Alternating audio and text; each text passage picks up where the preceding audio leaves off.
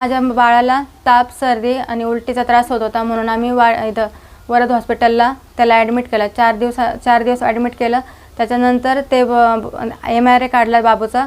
ते सर बोलले की बाबूची छाती भरलेली असेल, कफ भरला छातीमध्ये किंवा TBचे लक्षणं असू शकतात असं त्यांनी सांगितलं। मग आम्ही इकडं डिस्चार्ज घेतला। घरी न येता आम्ही डायरेक्टली त्यांनी आम्हाला वाड्या रेफर केला। आम्ही डायरेक्टली हॉस्पिटलला गेलो, वाड्या हॉस्पिटलला। त्यांनी आम्हाला बोलले की तुम्ही सोमवारी या। त्यांनी पॅरासिटामॉल वगैरे दिला आम्हाला, आम्ही घरी आलो। सोमवारी गेल्याच्या नंतर परत त्यांनी एक बलगमची टेस्ट केली, तर त्यांनी TB पॉझिटिव्ह सांगितलं। त्याच्यामध्ये सांगितल्यानंतर त्यांनी ॲडमिट न करता गोळ्या औषधे दिले आणि घरी पाठवून दिलं। त्याच्यानंतर आम्ही घरी आलो। 8 दिवसानंतर परत बाळाला ताप वगैरे यायला लागला। मग आम्ही परत हॉस्पिटलला गेलो, रात्रीतच घेऊन गेलो।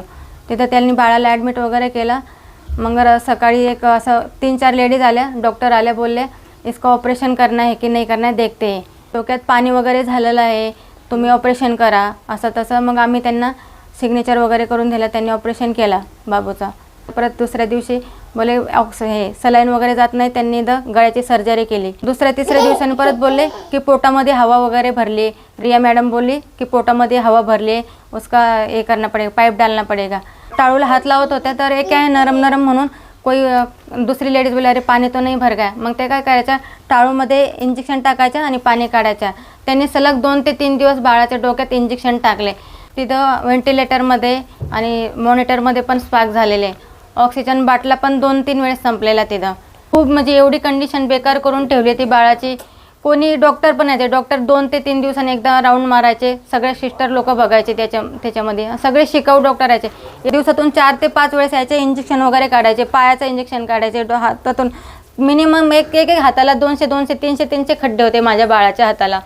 पूर्ण बॉडी सुजून गेली होती, तरी ते इंजेक्शन काढायचे, पूर्ण पट्टी लावायचे, परत दुसरी कट। बाळ एकदम व्यवस्थित होतं। त्याला 2-3 बाटले व्यवस्थित दूध पिला ठाण्यापर्यंत। आमच्यासोबत खेळला, हसला, रडला आमच्यासोबत बाळ। जसं त्यांच्या ताब्यात दिला आम्ही 13 दिवस त्याला डोळे उघडताना सुद्धा बघितलं नाही माझ्या बाळाला। बाळ जेव्हा ऑफ झालं होतं ना सर, तेव्हा मला 2 सिक्युरिटी गार्ड तिथे लेडीज होत्या, मला तिथून ओढून नेत होत्या की तुम्ही बाहेर जा। जेव्हा बाबूला क्लीन करत होते ना, तेव्हा ते पट्टी उघडली होती। 3 टाके नव्हते सर, 12 टाके होते डोक्याला। आणि जो पाईप होता ना छातीमध्ये, पूर्ण सडलेला पाईप होता। माझ्या बाळाचा सगळा पी निघत होता पाईपात इथून छातीतून। आणि इथं ते सर्जरी केली होती ना, एवढे कापसाचे गोळे लावत होते, तरी ते रक्त थांबत नव्हतं।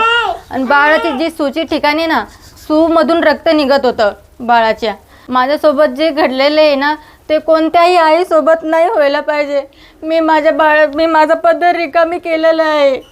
माझं बाळ एवढं मला एवढा त्रास होतोय माझ्या बाळाचा। माझं बाळ गेलेलं आहे। मी प्रत्येकाला सांगते की तुम्ही अशा बळी पडू नका। तुम्हाला सांगते मी, माझं लेकरू एवढं सुंदर होतं, एवढं छान होतं। आणि आम्हाला ते तिकडून धमकी येत आहे की हॉस्पिटलकडून की ते व्हिडिओ डिलीट वगैरे करा म्हणून। आणि आम्हाला हे पण सांगण्यात आलेलं आहे की ते लोक पैशावाले आहेत, ते पैसे भरून ते सुटतील, तुम्ही काय करणार? आम्हाला फक्त न्याय द्या, आम्हाला आमच्या बाळाला न्याय द्या फक्त। हे काय सर्व जे घडतंय तिथं काही असेल की नाही असेल आम्हाला माहिती नाही, पण हे सगळं थांबवा कुठंतरी। किती जणांचे आज मला मेसेज कॉल येत आहे की आमचं पण बाळ त्या हॉस्पिटलमध्ये दगावलंय, आमच्यासोबत पण असं झालंय, त्यांना शिक्षा भेटली पाहिजे सर। एवढीच माझी आईची एक विनंती, कळकळून विनंती आहे माझी।